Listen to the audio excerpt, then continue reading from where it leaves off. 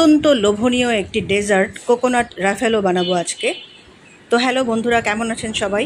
চলেন আজকে বানাবো মজার একটি ডেজার্ট। প্রথমেই ভিজিয়ে নিচ্ছি কিছু কাঠবাদাম গরম পানি দিয়ে, যাতে খোসাটা ভালোভাবে উঠে যায়। এবার নেব কিছু কোরানো নারকেল।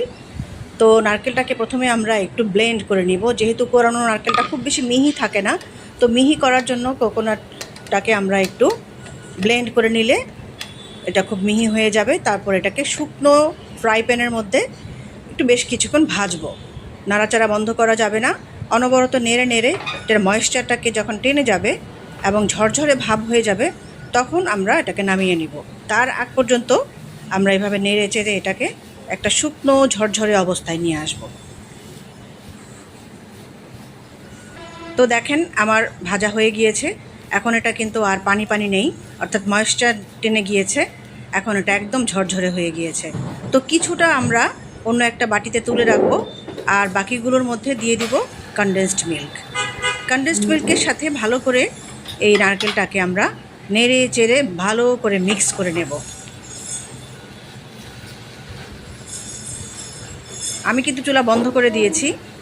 এখন এটা জাস্ট গরম তাওয়ার মধ্যেই এটাকে মিশিয়ে নিচ্ছি। যখন এই পর্যায়ে চলে আসবে, অর্থাৎ একটা ডোয়ের মতো হয়ে যাবে, তখন এটাকে নামিয়ে অন্য একটা পাত্রে নিয়ে নিব। তো এই যে আমি নামিয়ে নিলাম, আর খানিকটা ঠান্ডা হতে সময় দিলাম, আর পাশে রেখে দিলাম বাকি অংশটুকু, যেটাতে আমরা কনডেন্সড মিল্ক মিশাইনি। ও আর ওই যে আমরা ভিজিয়ে রেখেছিলাম আমন্ড, সেই আমন্ডটাকে একটু খোসা ছাড়িয়ে শুকনো তাওয়ায় ভেজে দিচ্ছি। তারপর এইভাবে নারকেলের ডোটাকে ছোট ছোট বল বানাবো, আর মাঝখানে দিয়ে দেব একটা আমন্ড। ওই যে খোসা ছাড়িয়ে নিয়েছি আমরা, সেই আমন্ড একটা ভিতরে দিয়ে দিলাম। তারপরে হাত দিয়ে এরকম গোল গোল শেপ করে একটা বল বানিয়ে শুকনো যে নারকেলের কোরানোটা ছিল আলাদা করে রেখেছিলাম, সেটার মধ্যে এটাকে কোট করব।